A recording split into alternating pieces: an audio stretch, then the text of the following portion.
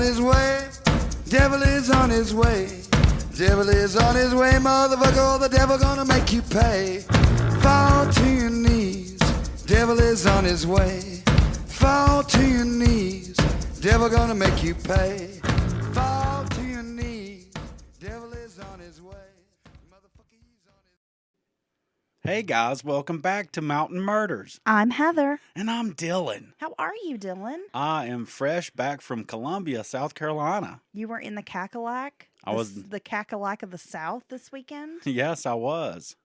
How was that? It was really great. We went and saw Alabama, and they still got it, even though they're 10,000 years old. They still have the panache. Don't be ageist. I'm not being ageist. They were great. They were great. So that was exciting. And then we come out, and it's pouring snow in Columbia. We thought we escaped the snow, but we did not. So that was weird. It was strange to see all the palmetto trees with snow falling, right? Yeah, like a heavy snow. Yeah, I That's thought we crazy. might get stuck Yeah. an extra day or something.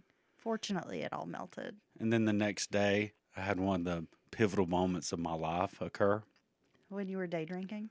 Well, we were day drinking, but you also took me to the Hootie and the Blowfish Memorial Sculpture. The monument Yes, to the apparently the greatest band South Carolina has ever produced. it's true. And then you sat in the car and sang Hold My Hand. I did. I gave you a rendition of Hootie, a personalized version. You did. And I think I seen just one little tear escape your eye. I had no idea there was even a Hootie and the Blowfish monument in Columbia. I'm so happy we discovered this. Oh, I said memorial like Hootie's no longer with us. Oh, Darius is singing all about that wagon wheel. Yeah, he's all up on that wagon wheel. No, so we enjoyed our time in Columbia. It's a great town. And now we're back in the studio. And ready for some mountain murders. Oh my gosh. Before we get started, Dylan, I have a very interesting news article to discuss. Now, this comes to us from People's True Crime section. They have the best stories. For almost 35 years, Joyce Watkins insisted she never harmed her 4-year-old great niece who died, according to jurors who found Watkins and her boyfriend guilty as a victim of murder and aggravated rape. Oh my God. Now, this month, a judge agreed with Watkins, finally exonerating her and Charlie Dunn of the crimes that caused both to be locked away in prison for 27 years. On horrible charges. Now, Joyce, 74 years old now, finally got the charges dismissed, according to a news release from the Tennessee Innocence Project. She said, quote, "I'm just happy to be out of this mess, which cost me half of my life for nothing, but I'll get over it. I thank God for me being able to do this." Now, Charlie Dunn, who died in prison some years ago, I believe in 2015, never wavered in his innocence. What happened was, Dylan, Watkins had taken this little girl to a hospital on June 27th of 1987, the morning after she and her boyfriend Dunn picked the child up at the home of another relative in Kentucky, and the girl died the next day. Emergency room doctors determined that the girl had suffered from severe vaginal injuries and head trauma. There was a 45-page report by the Conviction Review Unit of the Nashville District Attorney's Office. A medical examiner later testified at trial that the injuries must have occurred during the 9-hour window that the child was with Watkins and Dunn. Oh, wow. That's some damning testimony. They were convicted in 1988 and sentenced to life in prison for the murder, concurrent with a 60-year sentence for aggravated rape. Dunn did die behind bars. As I mentioned, it was 2015. And later that year, Watkins was granted parole and released. But she still bore the burden of being a convicted killer who was required to register as a state, sex offender. Well, yeah, those are the type of accusations that even if you're found innocent later, they ruin your life. And of course, we always want to err on the side of the victims in these types of instances. But yeah, those are horrible charges, and people just don't let that go. Well, about a year ago, Watkins contacted the Tennessee Innocence Project, and they said that the case against her didn't make any sense from the start. Joyce and Charlie were in their 40s. They had full-time jobs. They'd never been in any kind of trouble before. And then when you actually meet Joyce, you're like, there's just no way.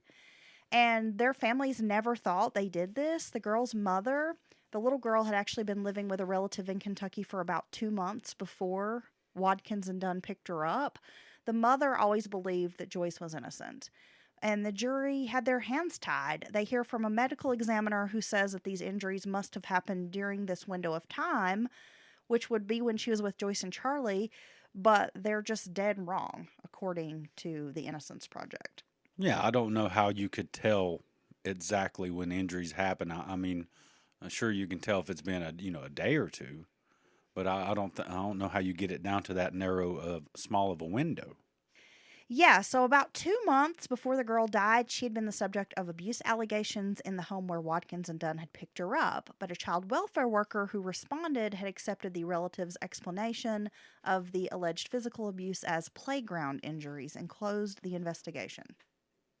So when they start digging in deeper, they realize that there's like all this alleged evidence that has been withheld. There was a destruction of evidence favorable to Watkins and Dunn.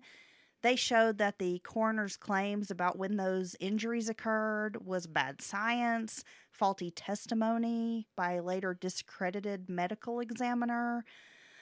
This is really frightening. I mean, this could happen to any of us. You think you're doing a good deed, agreeing to babysit, something like that, right? They go pick up this niece, this great niece. She's been clearly abused while she was in this other household. You take her Straight to the hospital. and then you're charged like you did it. I mean, this is scary because really this could happen to just about any of us. Well, it's true, and I'm surprised that this all these problems with the trial and evidence weren't brought up long ago, in one of their appellate cases or something like that, because it doesn't seem like it was too hard to uncover. Well, and just to think that all the time that Ms. Watkins and Mr. Dunn lost together, he passed away in prison, never able to have his dignity restored, his name cleared. Labeled to a be child able rapist. To witness the day that his name was cleared. And then, of course, you've got this poor child. They were not with the child, so we don't really know what happens tragically, but this poor child has passed away, and then these two innocent folks lost half their lives in prison. That's crazy. But I am glad to see that the Tennessee Innocence Project was able to get her name cleared. And his name, even post-mortem, Yeah. I guess, posthumously. Is Yeah. that right? Yeah. Oh, wow. I thought that was a pretty interesting piece of true crime news. Yeah, it's sad, but I'm glad that, she's finally been recognized as innocent and that maybe she can move on with what's left of her life. What a sad story. It is very sad. A poor little girl. Yeah, right? I mean, she's 4 years old. I just don't know what kind of monster can do this to children. It just blows my mind. And today's case comes to you from Tennessee, Dylan. Good old Tennessee. Are you ready to get into today's story? Let's dive in. From Memphis, Tennessee, comes the case of Alma Theede, a.k.a. Vance Avenue Alma. Oh, wow. Alma Heron was born in Mississippi in 1895 and grew up dirt poor. She arrived in Memphis with her mother Ruby, who was also known as Nettie, 2 sisters and a brother sometime around 1916. By now, her father, M.W. Heron, was out of the picture, and the family had no means of support. Nettie worked at the American Snuff Company, but her income wasn't enough to sustain this large family. There's 5 of them trying to survive on her income. Yeah, I'd say it was a meager wage there, the American Snuff Company. Alma's best asset was her good looks. So the 16-year-old, she was shapely, pretty, and it didn't hurt that she enjoyed the company of gentlemen. Oh, wow. She soon gravitated towards Vance Avenue, the thoroughfare at the edge of Memphis's red light district that would provide her with this infamous nickname. After hanging out in the area for a bit, Alma realized she could make money. Alma asked about $2 a time for her services, but usually she'd settle for less than that because, after all, her family needed to eat. At the time, Trix would pay between $1 to $2 to the sex workers in Memphis's red light district. But the sex work wasn't only out of necessity. Oh, wow. It seems that maybe Alma kind of liked being a sex worker. So she kind of leaned into it. Let's talk a little bit about Memphis in the early 20th century. Was a cotton producer with the world's largest spot cotton market and hardwood lumber market. It attracted workers from rural areas beginning at the turn of the century, and for the next 50 years saw its population quadruple. The city was known to tolerate a red light district, which was located in the lower end of the city near the railroad. Some referred to this area as the Memphis Tenderloin. It was dubbed that by writer Lucian Priest. Now, it is my understanding that Vance is like a lengthy road that runs through the city, and in the 1900s, some of that was lined with these beautiful Victorian houses. But then you creep on down, find yourself in a red light district. Yeah, I think a lot of areas had these known parts of town where these types of activities carried on. In my research, Dylan, looks like sex work really took off before the Civil War in the city of Memphis. And by the late 1800s, merchants, businessmen, and law enforcement began realizing the brothels were a mainstay of the city landscape, stopped fighting against it, and just sort of, turned a blind eye and or kind of allowed these vices, if you will, to take place in this red light district. You had the booze, card games, gambling, and the ladies of the evening. And so they had this incredible growth over 50 years, a boom town of sorts, and these types of activities always follow. When you have this growth, you have workers pouring into the area. They have extra money in their pocket because there's a lot of work available, and it's only natural to want to gamble and get the company of a lady. To give in to the vices of the world. Yes. Many of the madams and brothel owners became wealthy women about town. So it actually did provide a decent income to these women. And if you were lucky enough, I guess, to find yourself being in charge, running one of these brothels or bawdy houses, you could be very, very wealthy. Yeah, oftentimes these women started out as sex workers and they just have an entrepreneurial mind, or they think a certain way and they end up on top. And they figure out they can just open their own house, have a few girls, their own stable, if you will, and then end up making a ton of money. Alma seems to have enjoyed her vocation as a sex worker, Dylan. She was addicted to the streets, as they say. I've lived that life. As a sex worker on the streets? But I've just been addicted to the streets. Okay. Well, it wasn't hard work, and it paid way more than she would have earned toiling away in a factory or as a domestic worker, like many of the uneducated, unskilled women at the time. But she wasn't opposed to leaving the lifestyle behind. When one of her regulars asked her to marry him in 1917, Alma agreed. Her new husband was Halpin Cox. He ran a dice table at a gaming house in an area called Gaese Avenue or Gaese Avenue. Someone will correct me. Close to Alma's regular stomping grounds. However, Alma soon became disenfranchised with married life. Because the streets were calling her name. As they say, Dylan, you can't make a hoe a housewife. And you can't take her off the streets either. Her husband worked all night and slept all day. Marital bliss isn't always in the cards between a gambler and a hooker. Wow, I like that. Did you come up with that? What do you think? Yeah. Marital Nice. bliss.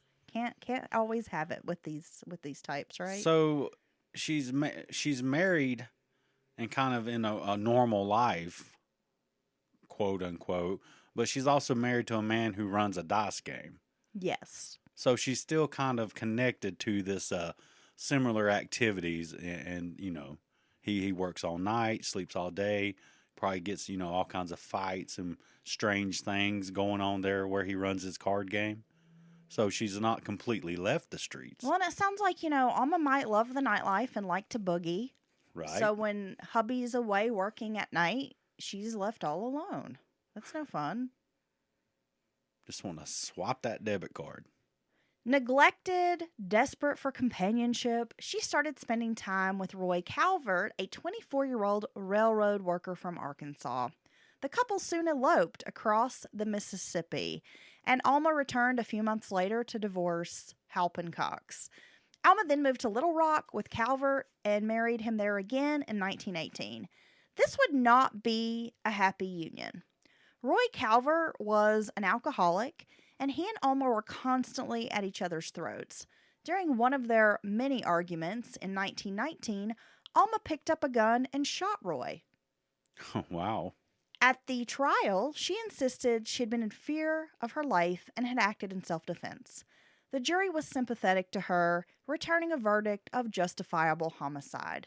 The young widow, at just the tender age of 19, returned to Memphis and back to her old vocation. So before the age of 20, had 2 husbands and shot and killed one of them. Yes. And once divorced. And now a widow at her own hand. Yes. Okay. And then she just goes back home and goes right back into her old lifestyle. There, in Memphis, she hooks up again with her ex-husband, Halpin Cox. Halpin Cox. That's a great name. He proposed for a second time, and Alma said yes. And it didn't take long for the old problems to emerge. Because, again, you got this gambler, you've got the sex worker. I mean, come on. Well, they've already tried it once. It blows my mind when people do this. And sometimes I guess it works out when you're together, then you separate, then you get back together, remarry again. Well, see, here's my thing. Break up, but don't actually go through with the divorce, because why are you going to spend the money on the divorce and then turn around and get married again? Well, there's that. Just, it's like a waste of money. There's that. But it's almost like you've already tried it once. It didn't work. More than likely, those same personality conflicts or whatever is going to arise again. It always does. But you're in love. Well, I guess we do crazy things for love. We do, right? Between Cox's workaholic lifestyle and Alma's horny vagina, soon the marriage was doomed again. She was contemplating divorce when a twist of fate took Halpin Cox's life in an automobile accident. Do you think that was listed in the reasons for the divorce? Her horny vagina? Yep. Okay. I mean, I get it.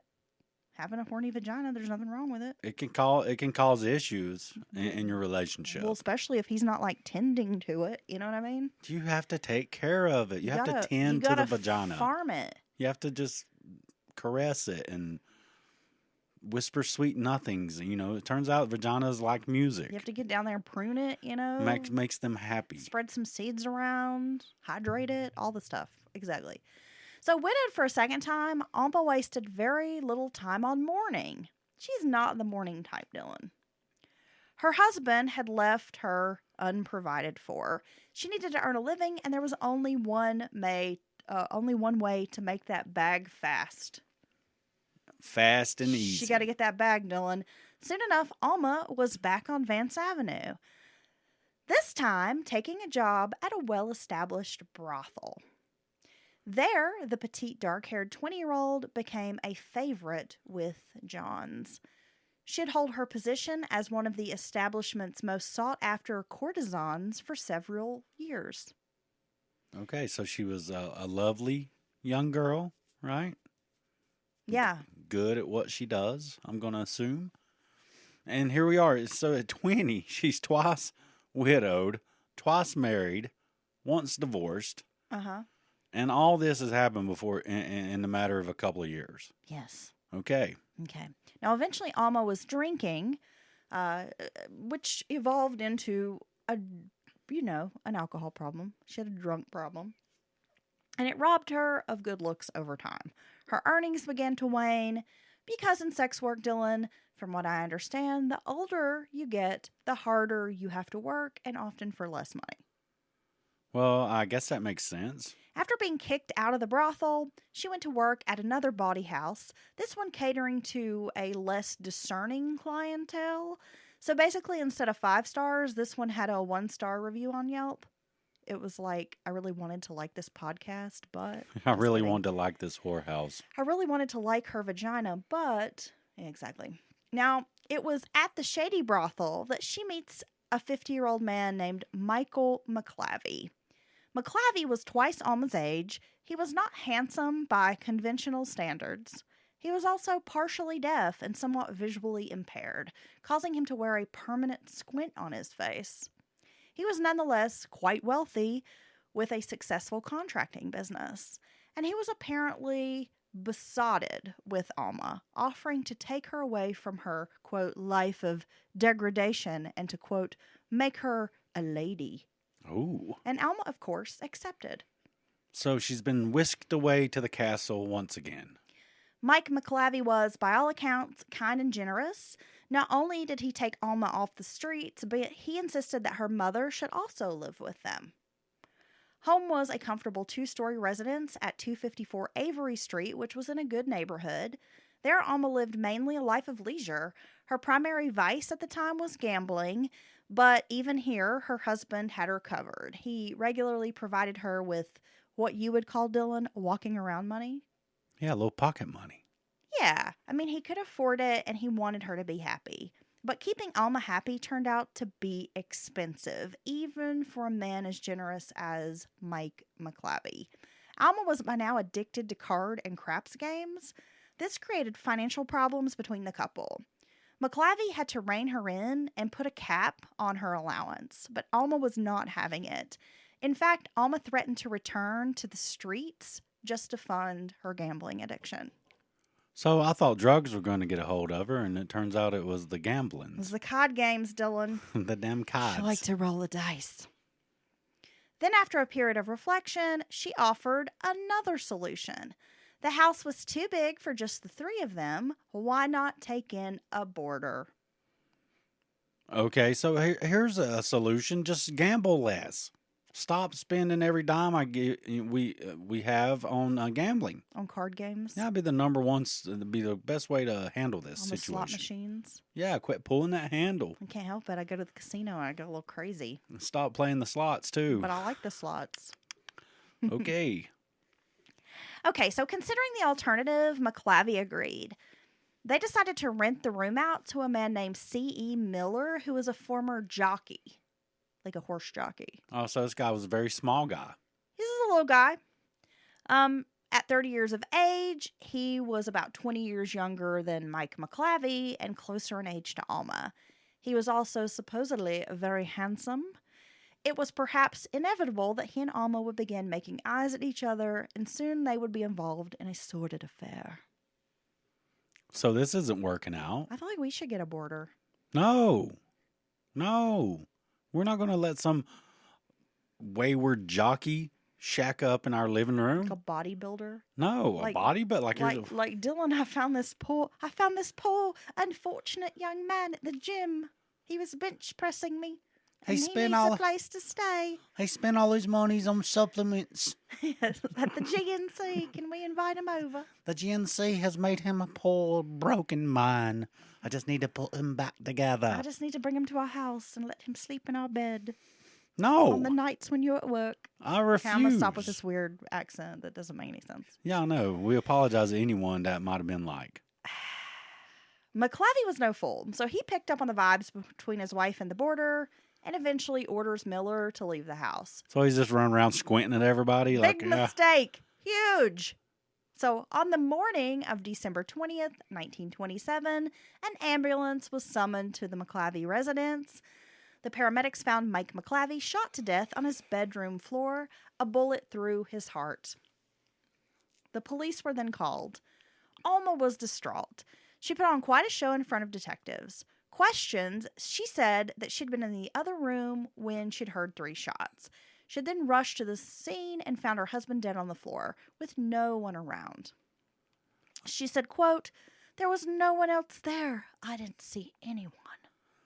So she doesn't have any idea what happened. All she knows is she heard 3 gunshots and found her husband dead on the floor. Now, the police did not buy the story at all, especially when they learned that Alma had been acquitted of killing one of her husbands in Little Rock. Then they found out about the boarder, C.E. Miller, who now appeared to be missing. Finally, they learned that Alma had recently given Miller a present, a .38 revolver. Oh. With Alma still insisting that she did not know Miller's whereabouts, the police backed off, and they didn't charge her. Instead, they placed her under surveillance and were soon rewarded when they followed her to the Memphis boarding house where Miller was hiding out. The pair were both arrested, placed on trial, and eventually convicted, Miller of second-degree murder and Alma as an accessory. Their sentences were identical, 15 years behind bars. Alma was 29 years old when she entered the state prison, and although her world-weary looks suggested a woman closer to the age of 50, still, she hadn't lost her feminine wiles and soon put them to work. Employed in a prison workroom where male and female inmates sometimes mingled, she managed to hook a man named William Theede, who was doing time for gunning down a 15-year-old boy during a grocery store robbery. Damn. Alma hooked up with this guy? Yeah. Damn. She must have knew how to work it. As fate would have it, the release dates of this jailhouse Romeo and Juliet were just a couple of months apart. In 1933, the paroled killers received permission to marry. Prison time had given Alma the opportunity for reflection, the chance to determine a new path through life. She wanted away from the bawdy houses and gambling dens of Memphis, away from old associates and those old temptations. With a small nest egg her mother had put away before Alma's incarceration, she was able to place a down payment on 7 acres of land at Grant's Corners, which was on the outskirts of town. The property also had a 3-room shanty, which would be home to Alma, her mother, and her new husband. Also living on the property were 3 children. 2 of them, the offsprings of Halpin Cox, her first husband. 3 of her children. No, they were his kids. Okay. 2, and the third was an infant of around 22 months who Alma had somehow gained custody of after the child's unwed mother put it up for adoption. Alma's plan was to earn a living by raising pigs and chickens, but her new husband was less than enamored with the lifestyle and with the state of the living conditions on the farm. See, Alma kept a menagerie of pets, and she also allowed the livestock to wander freely through the house. Oh, that nothing freshens a place up like a pig in the living room, right? Yeah, I mean, I've heard stories of this, and I just can't believe that it's true, but I know people who have witnessed, like, hogs in living rooms. Chickens, goats. Yeah. And it probably was gross, right? Yeah, I had a friend who was a paramedic, and she discussed going to multiple houses and walking in, and there would be, like, goats in the den, you know, they'd have some chicken wire up or something, and chickens roaming around the house, pigs just shitting freely. Well, I'm just saying, pigs are actually very clean animals if they're allowed to, be in those conditions. But So you're saying you would live with a pig? no, I'm not saying that because, but these animals, chickens especially, and goats, they just look at you and use the bathroom, and they have no. I guess you can train them up. Someone's gonna be out there. I got a pet chicken that can say the alphabet, whatever. But they just poo and pee freely, constantly. Birds especially. It would be gross, so very quickly. I don't want to live in the house with animals. I barely want to live in the house with people, with my own family. Rufus is enough. You're enough. Okay? But you make me wear diapers. Somebody needs to make you wear a diaper. You're gross. That's not true. I don't have to wear diapers. I have full control of my bowels, folks. Sort of. Most of the time. Unless I drink a 6-pack of Voodoo Rangers. And then he might piss himself. You never know. Shoo, loud. Okay, so they got all this livestock just like roaming through the house. By 1936, William Theede had had enough and filed for divorce. Unfortunately for Theede, his petition would have an unintended consequence. A local newspaper printed a small article about this dissolution of marriage and included a picture of him and Alma in its write-up. Now, that prompted a woman named Mrs. George Calhoun to contact the police and to point that the Theedes were a couple who had stolen linen and silver from her home. Oh, really? As a result, Alma and William were arrested, tried, and convicted. They each served a short sentence at the Shelby County Penal Farm. Then William Theede hit the road. He'd later admit that he was terrified of his wife and that she'd once threatened to shoot him. Well, she caused the death of 2 other husbands, right? So he's got that in the back of his mind. And if she's outright saying, I'll shoot you like I did them, I guess he has every right to be kind of scared of her, right? Good for her. She's just out here doing the Lord's work. So he later would admit that he was terrified of his wife and that she was no kind of housekeeper. He described their home as a pigsty.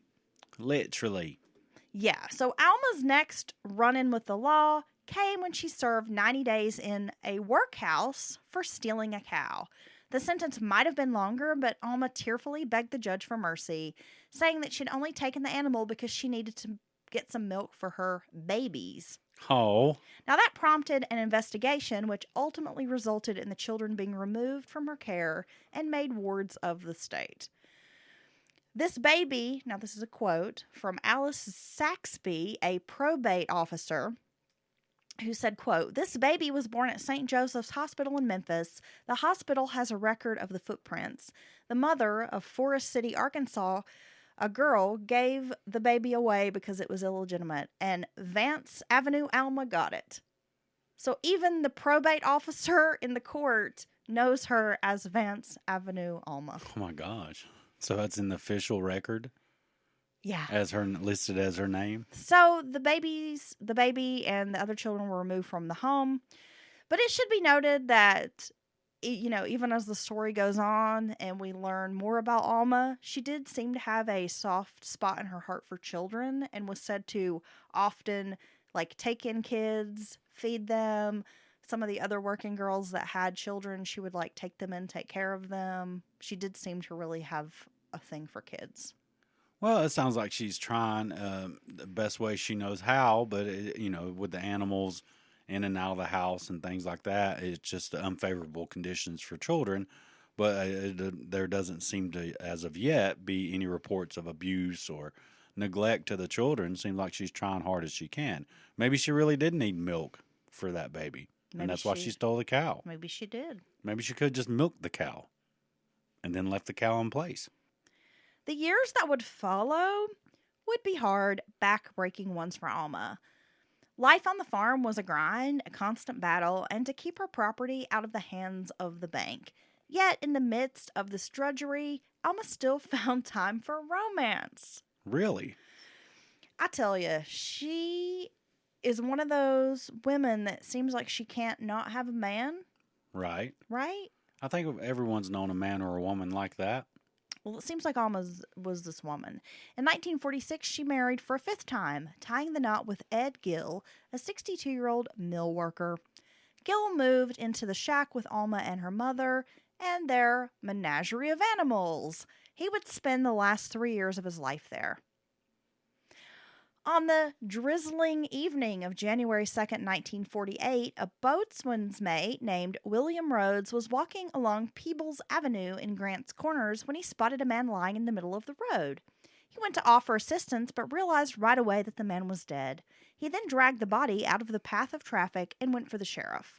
Rhodes had assumed that the man was a victim of a hit and run, but Sheriff James Thompson quickly dispelled that notion. The man had a bullet hole in his head. Oh, no. Moreover, the sheriff recognized him as Ed Gill, and he told his deputies, "Vance Avenue Alma's gone and shot herself another husband." It's just common knowledge at this point, after all these years. She's earned a reputation, Dylan. She has. Questioned by the sheriff, Alma insisted that she'd had nothing to do with Ed's death. According to her, Ed had been drinking heavily over the past few weeks and had come home drunk that night. The two of them had a squabble, and Ed had then left the house. That was the last time she had seen him. Sheriff Thompson then asked if she owned a gun, and Alma admitted that she did. When the sheriff left her shack that evening, he was carrying her .38 revolver as evidence. And guess what ballistics would prove, Dylan? Ooh, they had ballistics back then? It was indeed the weapon that had ended Ed Gill's life. Now, wow, so they could tell that back then. Yeah, this is 1948 or so? Yeah. They can probably tell, yeah. Okay. Well, I guess ballistics maybe has been been around for quite a while. I mean, I would just guess that they could probably look at a bullet hole and they know like that didn't come from some big ass fucking Tommy gun. Well, see, that's the thing. Or have they honed in the fact that this type of weapon, this caliber weapon, likely caused the injury, or have they nailed it down with ballistic evidence that this very gun ended his life? Well, Dylan, that's a great question. And, I'm just going to bring up a point. Like, if you participated in podcast research, then you would know the story I was covering and you could have researched that information and shared it with us. Well, I just researched that and they did not know. But you didn't. And then you ask these questions. You pose all these questions for us. You do very little to answer them yourself. Okay. I'm just saying. That's what I'm here for. Faced with this evidence, Alma told a different story. She now claimed that Ed had pulled the gun on her during an argument in the cab of his truck. The two of them then struggled for the weapon, falling out of the vehicle in the process. As they hit the ground, the gun discharged, hitting Ed in the forehead and killing him. Alma had then driven the truck home, leaving the body where it lay. Unfortunately for Alma, this story just didn't make sense. Ed Gill, he was a big burly man who was at least a foot taller than Alma and outweighed her by over 100 pounds. Any struggle between them would have been one-sided, probably over in seconds. Yeah, so here's this great big mill worker who's probably worked hard all his life, super strong, and it's just unlikely that Alma would have this type of altercation and get the upper hand, right? So basically, it would be like if I was trying to fight you and get the upper hand. Is that what we're saying? Girl. Just like a foot taller than me. Don't do it. You outweigh me by like 100 pounds. I'm bringing it. I think I could take you down, though. I'm not scared of you. Like, would you have to sneak up on me, or would you think you can just take me squared up? I'd just kick you in your soft shin, and you would whine and cry. Because if I barely bump it, you're like, ew, you're such a little whine tit. So I just kick you in your soft shin. That would let you take you down. Okay, so if it's getting bad, I'm going to put shin guards on. Okay. And then I will approach you in a menacing fashion. Okay, who are you supposed to be, like Pele? Your little shin guards? I got my shin guards on, bitch. What you gonna do now? Run up, fucker. I'll kick you in your goddamn knee. I would never fight you, honey. I love you. I love you, but I do sit around thinking about what it would be like you want to fight me. To headbutt you. You want to headbutt me. But when you headbutt me, you do it in my midsection like you're a goat or something. But yeah, that's a ram. Well, I'm a Taurus. I'm a bull. Okay. I want to ram you with my head. I do. You headbutted me on the way back from South Carolina today. Well, you were making me feel like you needed to be headbutted. Okay. Okay. It's so cute. So, moreover, the passenger door, which Alma claimed to have fallen out of, was jammed and couldn't be opened. Ed's friends told police that he'd been complaining about the jammed door for months. Those same friends also revealed that Ed seldom consumed alcohol and drank only moderately when he did. With all of this evidence in hand, Sheriff Thompson arrested Alma and charged her with murder. I don't think she can get out of this one. Looking at a long prison term if convicted, Alma wisely decided to take the advice of her public defender and pled guilty to second-degree murder. Luckily for her, she had a fairly compassionate prosecutor assigned to the case. Touched by the miserable, poverty-stricken life she'd endured, he asked for a sentence of no longer than 10 years. Judge Francis Holmes, the same judge who'd presided over Alma's theft case, was, and this was the cow theft. Where she tearfully said she needed the cow for the milk for the baby. Yeah, the livestock theft case. He was happy to oblige. Vance Avenue Alma would still have time for one more trip down the aisle after her release from prison. Oh my gosh. Yeah, I mean, some of y'all out here single, and here's Alma. Alma's had like 10 husbands. She's got like 10 husbands, exactly. Well, it makes you wonder, doesn't it? In 1960, she married a man named William Massey. Now, they later divorced, and Alma Theede died in 1970 at a Millington nursing home. She was 75 years old. Damn, Alma. What? So, I mean, that's an interesting life she led. All those dead husbands. All those dead husbands? And she doesn't seem to have any problems with going to prison. Nah, she served, what, like half of her life in fucking prison? She could do it standing on her head. A bid don't scare her. No, she's ready to go. So she knows how it works. As soon as she gets there, find you somewhere, meet the right people. You got to know people in the cafeteria so you can get some food. You got to go pick out the biggest, baddest person, take them out, and that way you take over the pod. Now you're the pod boss. I mean, this is how jail works. It is. Yeah. I think Alma's a very interesting study because she didn't kill for money. Well, I guess it was the way she killed too. I mean, what we know from female murderers, they tend to be poisoners, Yeah, it's true. right? They don't tend to be very violent. And we have Alma here.